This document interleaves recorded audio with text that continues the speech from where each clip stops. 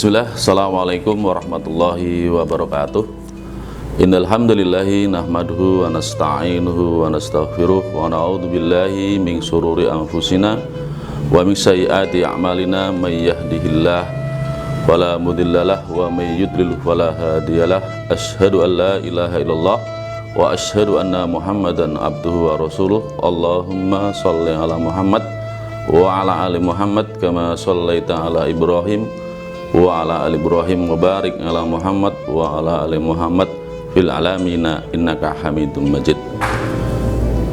Sahabat jamaah hikmah berkah yang insyaallah dirahmati Allah Subhanahu wa taala, di kesempatan ini kami akan menyampaikan beberapa hikmah yang mungkin bisa kita ambil dan kita manfaatkan untuk kehidupan kita sehari-hari.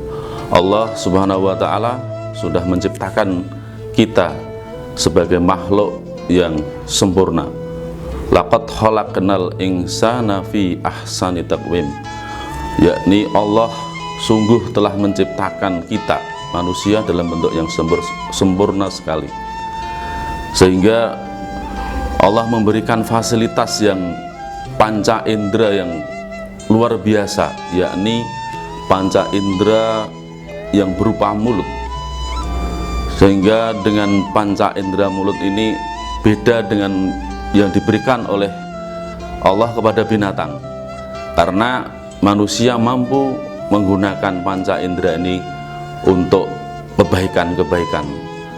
Namun ada pula di mana orang yang tidak mampu menggunakan panca indera berupa mulut ini justru akan membinasakan dirinya.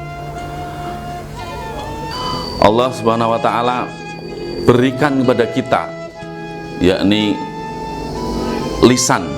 Ketika manusia mampu menggunakan lisan ini dengan sebaik-baiknya, Allah akan memberikan keutamaan pada dirinya. Bahkan dengan lisan ini sebagai kunci keselamatan pada diri seorang manusia.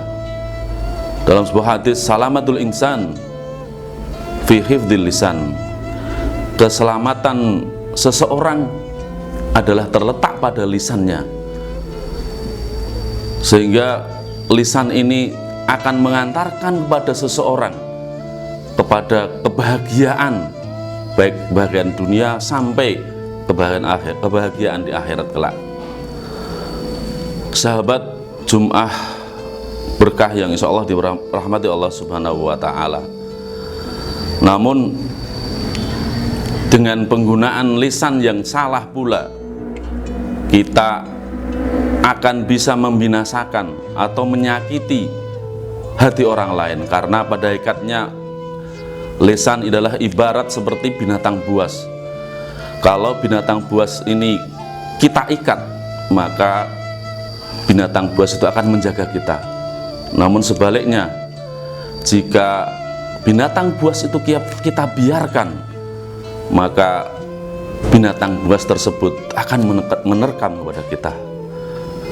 Atau mungkin juga lisan diibaratkan seperti pisau, yang mana ketika kita tidak bisa menggunakan pisau itu dengan sebaik-baiknya, maka pisau itu akan menyayat kita. Begitu pula terhadap orang lain, mungkin bisa menyayat-nyayat hati orang lain atau membuat sakit hati orang lain. Sehingga Rasulullah SAW menganjurkan kepada kita lewat hadis beliau, man amana billah wal yaumil akhir falyakul khairan aw liyasmut. Sebuah pesan singkat yang menggambarkan kepada kita bagaimana kita untuk menjaga lisan kita. Kalau toh kita tidak mampu menjaga lisan kita, tidak mampu berkata-kata baik, maka kita dianjurkan sebagai hadis tadi, barang siapa yang beriman kepada Allah dan Rasulnya, maka hendaklah dia berkata yang baik. Kalau toh dia tidak mampu berkata baik, maka diam itu adalah emas baginya. Dalam hal ini Imam Nawawi menjelaskan dalam hadis Arba'in Nawawi, beliau menjelaskan kalau sekiranya apa yang hendak kita ucapkan itu dipikir dahulu, apakah nanti berdampak kepada orang lain atau kepada dirinya, berdampak dengan orang lain itu adalah dampak yang buruk atau menyakitkan orang lain, diamnya itu adalah lebih utama. Sahabat hikmah Jumat berkah yang insya Allah dirahmati Allah Subhanahu wa Ta'ala. Oleh sebab itu, marilah kita jadikan apa yang keluar dari mulut kita sebagai hal yang baik, karena qaulun ma'rufun shadaqah. Apa yang kita ucapkan yang baik ini adalah menjadi sedekah bagi diri kita. Jangan sampai sama-sama mengucapkan perkataan, sama-sama mengeluarkan energi dari mulut kita, namun justru membawa kebinasaan pada diri kita, menyengsarakan, menyakiti orang lain. Ini adalah sangat berbahaya, karena Allah akan mengunci, sebagaimana dalam surat Yasin, al-yauma nahtimu ala afwahihim. Allah akan mengunci mulut kita. Kalau toh sekarang mungkin kita masih bisa berbohong, masih bisa berkata-kata yang menyakitkan orang lain, namun nanti Allah akan mengunci mulut kita, diambil persaksian dengan mulut kita apa yang sudah menyakiti hati orang lain. Ada sebuah kisah persahabatan yang mungkin bisa kita ambil pelajarannya. Dua orang sahabat sama-sama saudagar yang kaya raya, namun salah satu saudagar ini mempunyai karakter yang buruk, yang mana karakter buruk ini tidak diketahui oleh keluarga dan masyarakatnya. Dia suka bermain judi, main perempuan, sehingga mengakibatkan usaha yang dia miliki kolab, bangkrut. Namun keluarga tidak tahu kalau dia itu punya karakter yang jelek, suka berjudi dan main, sehingga dia menutupi kesalahannya. Dia lemparkan, dia fitnah kepada saudagar yang satu itu bahwa kegagalan, kehancuran bisnisnya ini disebabkan oleh saudara atau saudagar teman satunya ini, atau ditipu temannya ini. Seluruh masyarakat tahu dengan ucapan yang dilontarkan ini, termakan oleh hasutan saudagar yang bangkrut ini, bahwa dirinya sudah tertipu oleh saudagar yang kaya ini. Karena mendapatkan fitnah yang sangat keji dari sahabatnya tersebut, maka dia jatuh sakit, sehingga sakit yang parah. Sahabat yang memfitnah ini tidak tega melihat sakit yang diderita oleh sahabatnya yang difitnah ini, maka beliau datang menemui sahabatnya yang sakit ini. Dia katakan, dia mohon maaf atas fitnah, atas ucapan yang dia sebarkan di masyarakat. Maka sahabat si sakit ini, baiklah, akan saya maafkan, tapi saya punya syarat, punya dua syarat ya. Lantas si sahabat yang bangkrut tadi, apa syaratnya? Syarat pertama, tolong kamu ambil bantal kapuk itu dan kamu naik ke atas rumahmu, kamu buang sedikit demi sedikit kapas dari bantal itu sampai habis.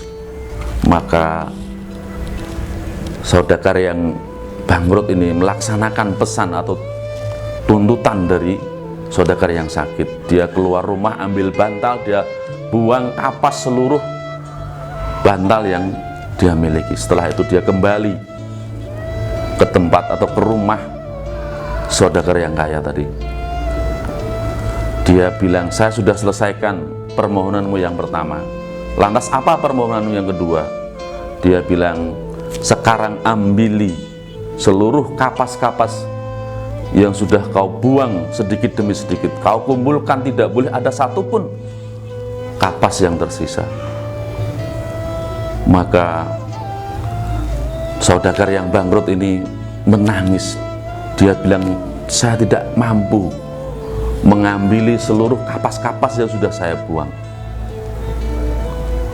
Jamaah hikmah Jumat berkah yang dirahmati Allah Subhanahu wa taala.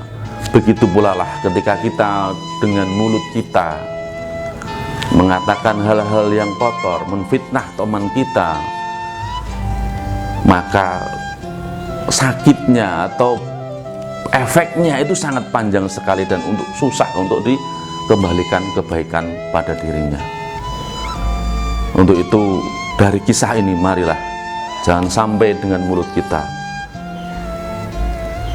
memfitnah, kita menggunakan mulut kita untuk hal yang tidak baik kepada saudara kita, teman kita. Untuk itu lewat media hikmah Jumat berkah ini, saya mengajak kepada diri saya pribadi dan kepada para jamaah, marilah kita senantiasa menjaga mulut kita, menjaga lisan kita, jangan sampai menyakiti, jangan sampai membuat hati orang lain tersayat-sayat sehingga orang lain merasa sakit, sehingga akan mendolimi orang lain. Mungkin ini yang bisa kami sampaikan kepada sahabat hikmah Jumat berkah. Ada tutur kata yang kurang berkenan, kami mohon maaf.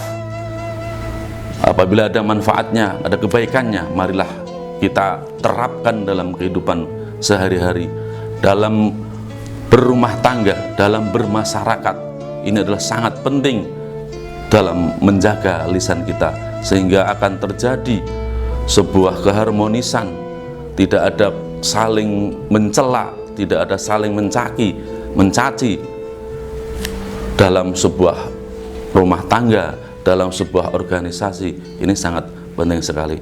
Saya kira cukup sekian. Assalamualaikum warahmatullahi wabarakatuh.